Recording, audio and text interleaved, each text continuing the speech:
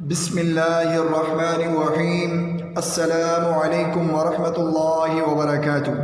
رب زدنی علما، اے میرے رب میرے علم میں اضافہ فرما۔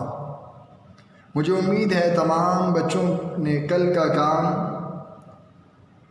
حل کرنے کے بعد یاد کر لیا ہوگا۔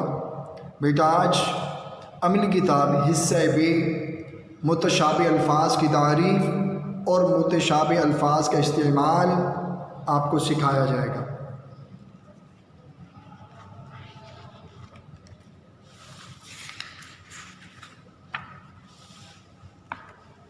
صفحہ نمبر 51، تاریخ 9 جولائی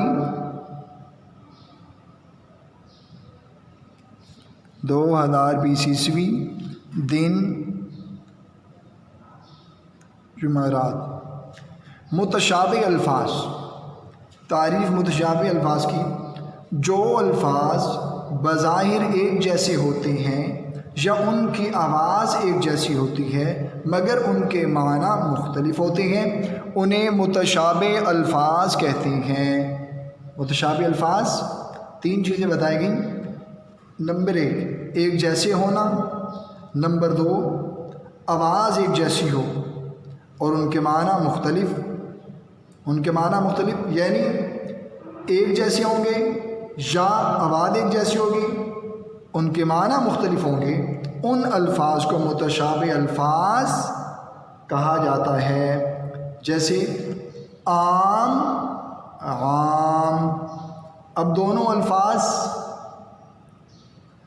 ان کی آواز ایک جیسی ہے، عام عام۔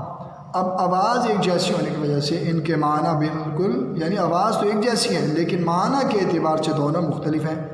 عام پھل کو کہتی ہیں، عام کا مطلب معمولی، عام سا۔ ٹھیک ہے بیٹا، یہ تو متشابہ الفاظ کی تعریف، یہ مثال آپ نے دیکھ لی۔ عام پھل، عام معمولی سا۔ اب دونوں کی آواز ایک جیسی ہے لیکن معنی کے اعتبار سے دونوں مختلف ہیں۔ اب درذیل متشابہ الفاظ کو جملوں میں استعمال کریں۔ پہلا لفظ عمارت اور عمارت، متشابہ الفاظ عمارت اور عمارت۔ اب عمارت کا مطلب تعمیری، عمارت مطلب مکان۔ اب عمارت کا جملہ بناتے ہیں۔ اسد کو اپنی عمارت پر فخر ہے۔ اسد کو اپنی عمارت پر فخر ہے، یعنی دولت پر، امیر ہونے پر۔ عمارت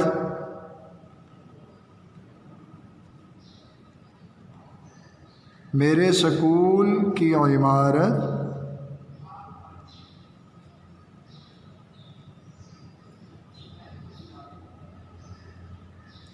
دو منزلہ ہے۔ میرے سکول کی عمارت 2 منزلہ ہے۔ اب عمارت اور عمارت میں آپ فرق جان گئے ہوں گے کہ آواز ایک جیسی لیکن ان کے معنی مختلف، استعمال کے اعتبار سے بھی آپ فرق واضح آپ کے سامنے ہو گیا۔ اسد کو اپنی عمارت پر فخر ہے، میرے سکول کی عمارت 2 منزلہ ہے۔